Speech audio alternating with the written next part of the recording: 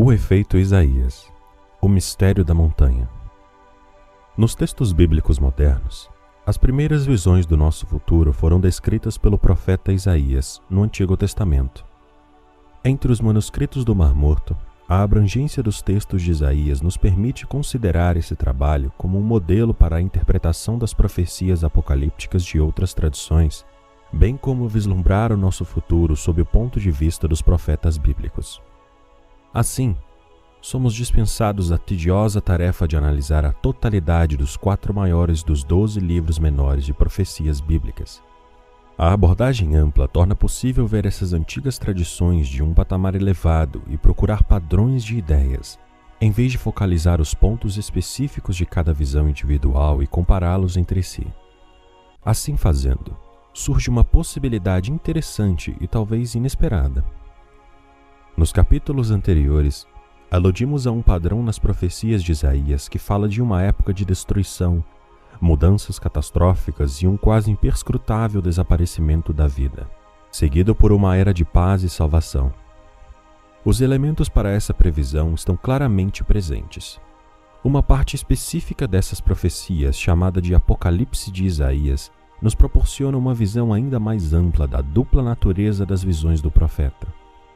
Ele descreve um tempo, futuro para ele, no qual "e a terra ficou infeccionada pelos seus habitantes, porque transgrediram as leis, mudaram o direito, romperam a antiga aliança, e por isso efetuar-se-ão os seus cultores, e serão deixados poucos homens." Isaías prossegue descrevendo violentos movimentos da terra, bem como movimentos inusitados do sol e da lua. Serão abalados os fundamentos da terra. A terra será feita em pedaços, a terra será sacudida, a terra será abalada, a lua se envergonhará e se confundirá ao sol. Depois dessas terríveis visões sobre o futuro da terra, o Apocalipse de Isaías muda de tom, de um modo interessante e inesperado. Com poucas indicações sobre as mudanças que ocorrerão, Isaías começa abruptamente a falar de uma época bem diferente em sua visão do futuro, um tempo de alegria, paz e vida. Na parte seguinte de sua profecia, ainda considerada apocalíptica pelos estudiosos, ele descreve uma era na qual é criada uma nova terra, junto com novos céus. É nesse tempo que não persistirão na memória as primeiras calamidades, mas vós folgareis, e não se ouvirá dali por diante nele voz de choro, nem voz de lamento. Depois dessa sequência, somos levados a crer que acontecimentos alegres sucederão os trágicos, que eles devem preceder aqueles, na ordem sugerida pelo texto.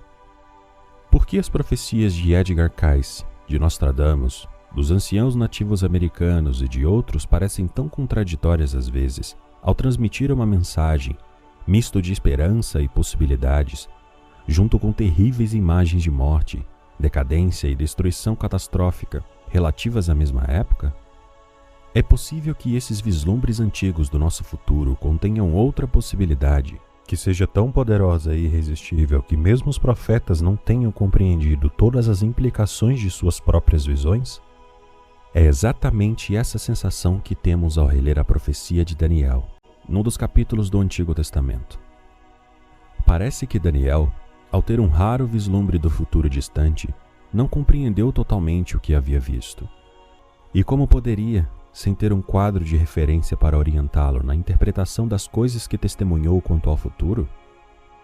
Já no final da viagem pelo tempo, o guia que o conduzira sugeriu apenas: "Tu, porém, vai até o tempo predefinido, e descansarás, e ficarás na tua sorte até o fim dos dias." Ao revelar as suas visões, estaria Isaías prevendo acontecimentos reais que iriam ocorrer inexoravelmente, ou descreveria vislumbres de uma possibilidade quântica, com um significado tão inesperado que permaneceu oculto até o século XX? Interpretada sob o ponto de vista dos novos físicos, a descrição de Isaías de um futuro muito diferente para o mesmo ponto do tempo coincide de maneira surpreendente com as modernas descrições de resultados quânticos. Em tais discussões, os futuros imaginados por Isaías tornam-se ondas de possibilidade em vez de resultados factuais. Além disso, a ciência quântica permite que os indivíduos no presente possam alterar esses catastróficos resultados no futuro. O importante é compreender quando e como as oportunidades para mudanças se apresentam. O caso citado no primeiro capítulo, de uma oração em massa em favor da paz, na véspera de um ataque aéreo contra o Iraque, representa um formidável exemplo dessas escolhas. Para alguns observadores, a ordem para começar o ataque, seguida minutos depois de outra ordem para suspender a missão, não fazia sentido. Mas, do ponto de vista do tênue véu das possibilidades quânticas, os acontecimentos do dia eram perfeitamente explicáveis. Nessa noite, milhares de pessoas em pelo menos 36 países dos 6 continentes já tinham concordado em aderir a uma vigília em massa pela paz. Coordenada pela internet, a oração foi realizada por famílias, organizações e comunidades como uma voz em favor da paz e que transcendia os limites políticos de governos e nações. A vigília não era um protesto contra o bombardeio do Iraque ou qualquer política, governo ou situação existente em qualquer lugar do mundo. Era, sim, o brado de milhares de corações e mentes para reverenciar o caráter sagrado da vida, unido numa única voz, ecoando uma mensagem simples: paz em todos os mundos, em todas as nações, por toda a vida. Depois de algumas horas de vigília, o curso dos acontecimentos no Iraque havia se alterado. Nesse dia, à vista do mundo todo, testemunhamos o poder da consciência humana reorganizando os blocos construtores dos eventos que já estavam em curso. Em vez de súplicas esparsas pedindo a intervenção divina numa situação que parecia inevitável, a decisão sincronizada de muitas pessoas, coordenada pelo milagre da internet, deslizou entre os véus das possibilidades quânticas, para dar forma a um resultado que apoiava a vida por meio da paz. Em nossa individualidade como nações, famílias e pessoas, nessa sexta-feira, 13 de novembro de 1998, participamos de uma experiência comum. Escondida nos recessos mais profundos da nossa memória coletiva como um segredo de família, considerada tabu por tanto tempo que os pormenores se haviam perdido, a oração que fizemos pela paz abriu a porta para muitas oportunidades de cura, cooperação internacional e nossas maiores expressões de amor por aqueles que nos são caros. Nessa noite de novembro, demos um suspiro coletivo de alívio ao reformularmos um desfecho que parecia inevitável. Assim, fomos testemunhas de nossa própria capacidade de acabar com o sofrimento do mundo. Como podemos provar cientificamente que durante a prece de milhares de pessoas, uma nova possibilidade substituiu as ações de guerra já em curso? Ao mesmo tempo, que outro poder além da paz poderia ter se adiantado na presença de tal oração? Tendo em mente essa experiência, quais as implicações de escolhas semelhantes a essa para o futuro do mundo? A decodificação do mistério de Isaías. Por quase 3.000 anos, os eruditos examinaram as pistas deixadas por Isaías para as visões daquilo que podemos esperar para o futuro. À medida que as culturas se transformavam, as interpretações de suas profecias também mudavam. As traduções feitas durante a época da Inquisição Espanhola, por exemplo, refletiam os rigorosos limites impostos pela Igreja às interpretações místicas. Hoje, a linguagem da ciência quântica proporciona uma nova e mais ampla visão dos vislumbres que Isaías teve do nosso futuro. O mistério das profecias de Isaías talvez tenha sido previsto na época em que ele as escreveu, como se fosse um chamado às pessoas do futuro para olharem além do óbvio. Ele afirmou: "E será para vós a visão de todos eles como as palavras de um livro selado, que quando o derem ao que sabe ler, lhe dirão: lê. E ele responderá: não sei ler." Nessa passagem exemplar, uma das poucas dessa natureza, Isaías faz uma observação sutil sobre a atitude das gerações seguintes quanto às visões no tempo que ele teve. Ele tinha ciência de que o homem do futuro, que saberia ler a sua profecia, teria a capacidade de compreender a mensagem que ele comporta. Mas esse que sabe ler não a reconhece, porque o contexto não lhe foi revelado. Será que o selo de Isaías é a descoberta que fizemos das leis fundamentais da criação, a própria natureza do tempo? Se ele de fato estava proporcionando esses vislumbres a uma geração muito distante no futuro, como a visão poderia ser compreendida sem os elementos da física do século XX? Ao mesmo tempo, que palavras ele poderia usar em sua época para transmitir uma mensagem tão incisiva e ao mesmo tempo tão abstrata para as gerações seguintes? O profeta nos dá uma pista para esse aparente enigma, quando descreve como os habitantes da Terra, num futuro distante, poderão escolher qual de suas visões preferem viver. Assim, Isaías abre a porta para um caminho que poderá mudar para sempre a atitude da humanidade e reescrever a história. Cuidadosamente, Isaías delineia a forma de comportamento que torna possível para nós escapar à escuridão que ele testemunhou. Ele começa referindo-se à chave mística com que as pessoas de qualquer geração podem redirecionar aos acontecimentos que estão no provável futuro delas. Essa explicação está identificada em sua visão como um monte. É no meio desse monte que Isaías descreve uma fortaleza para o pobre, fortaleza para o necessitado na sua tribulação, esperança contra o torvelinho, sombra contra o calor. Em uma passagem particularmente interessante, o profeta fala de uma época em que, na presença do monte, o laço atado sobre todos os povos e a teia que urdiu sobre todas as nações serão quebrados. Aqui encontramos as primeiras pistas para essa profecia. Ele se refere claramente a um monte como uma chave do refúgio e do poder. O que é exatamente o monte nas profecias de Isaías?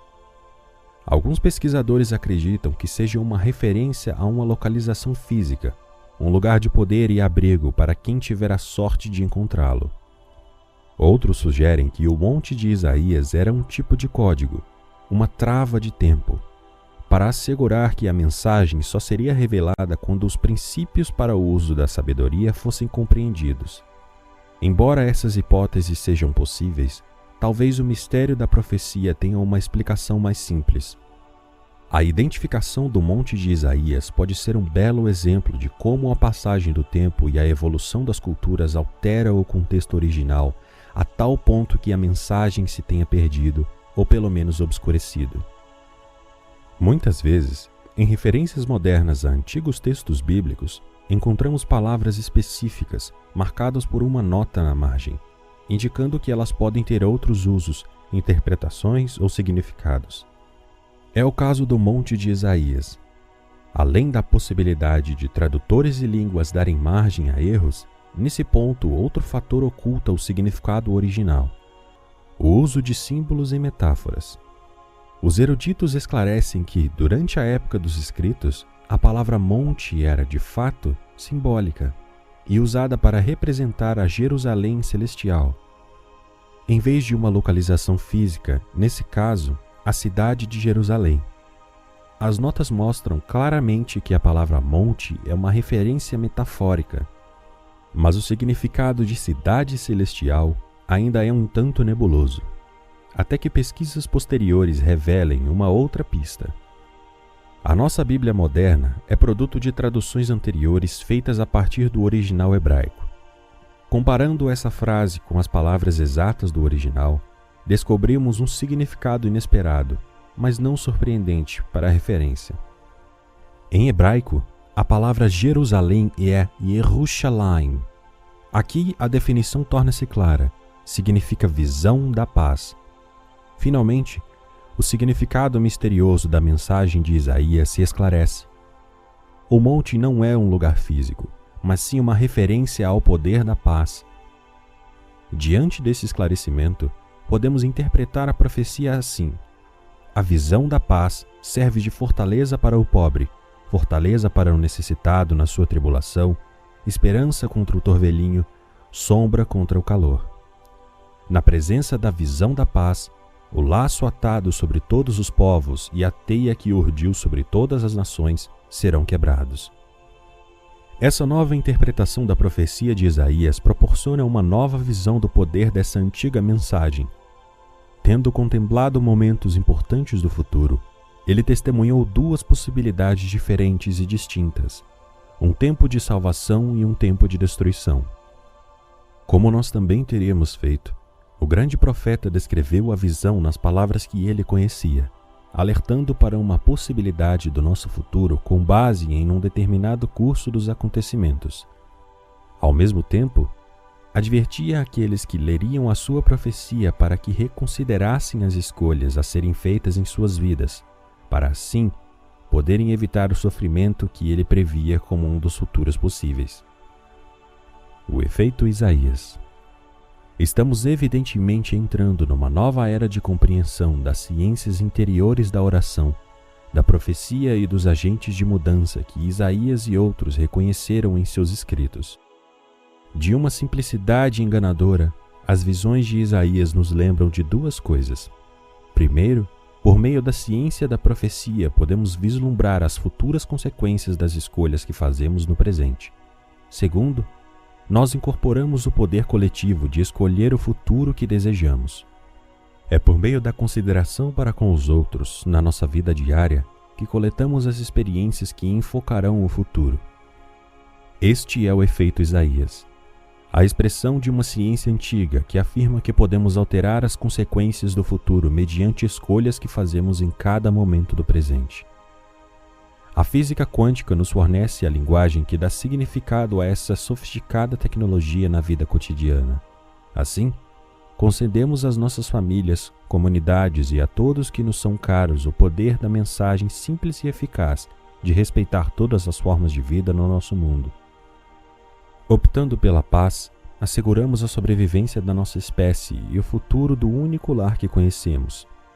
Já testemunhamos o poder do efeito Isaías. Sabemos que ele funciona. Agora vem a pergunta: como implementar esse princípio quântico de escolha na nossa vida diária como uma família global? Quando, para criar mais equilíbrio, usar-se a oração e a meditação em vez de novas invenções, a humanidade também encontrará o caminho verdadeiro. Robert Bossier, Meditations with the Hopi.